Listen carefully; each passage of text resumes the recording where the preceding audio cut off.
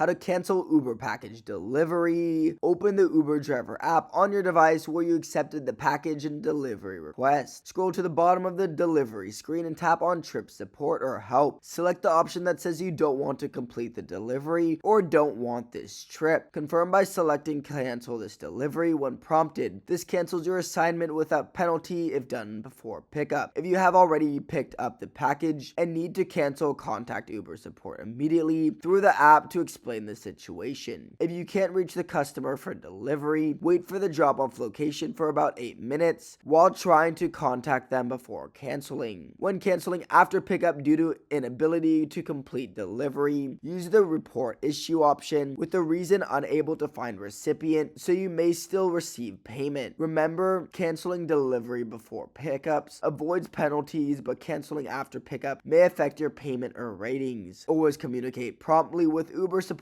or the recipient to avoid misunderstandings. Subscribe.